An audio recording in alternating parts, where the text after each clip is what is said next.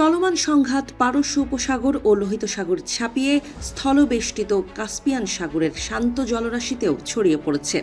সম্প্রতি কাস্পিয়ান সাগরে ইরান ও রাশিয়ার মধ্যে চলমান গোপন অস্ত্র সরবরাহ লাইনে হামলা চালিয়ে যুদ্ধের উত্তাপ কয়েক গুণ বাড়িয়ে দিয়েছে দখলদার ইসরায়েল। গত 18 মার্চ অত্যন্ত গোপন ও নিখুঁত যৌথ অভিযানের মাধ্যমে ইরানের উত্তর উপকূলীয় প্রধান নৌঘাঁটি বন্দর আনজালি এবং চতুর্থ আর্তেশ নৌ-জেলা সদর দপ্তরে শক্তিশালী হামলা চালায় ইসরায়েলি বাহিনী ও নৌবাহিনী।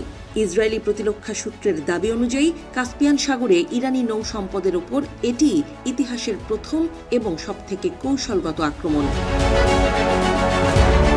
কাস্পিয়ান সাগরের কোলে অবস্থিত আনজালি বন্দর ইরানের নৌবাহিনীর জন্য বেশ গুরুত্বপূর্ণ।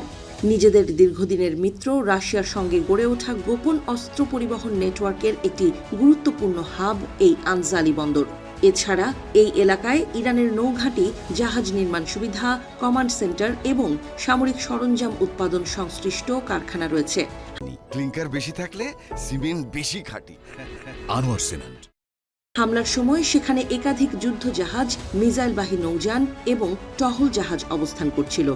অভিযানে সেখানকার অন্তত কয়েকটি আকাশ প্রতিরক্ষা ক্ষমতা সম্পন্ন জাহাজ ধ্বংস করা হয়েছে বলে দাবি করেছে ইসরায়েল।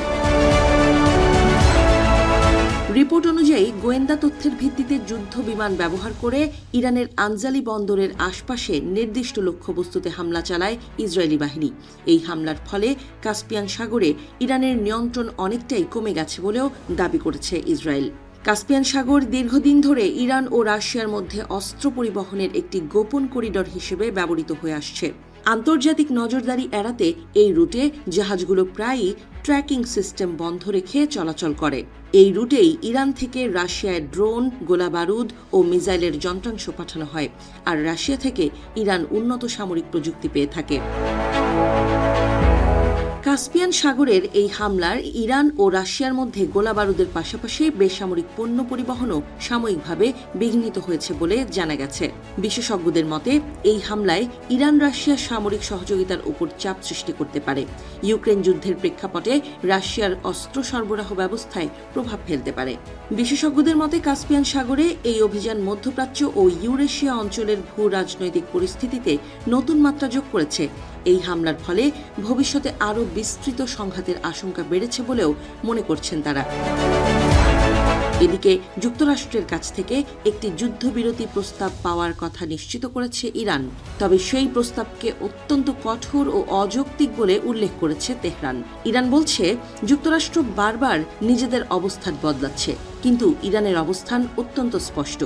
পাকিস্তানের মাধ্যমে এই প্রস্তাব তেহরানের কাছে পৌঁছেছে বলে নিশ্চিত করেছে ইরানের একটি সরকারি সূত্র। যুদ্ধবন্ধে সম্ভাব্য আলোচনার স্থান হিসেবে তুরস্ক ও পাকিস্তানের নাম বিবেচনায় রয়েছে বলেও জানা গেছে।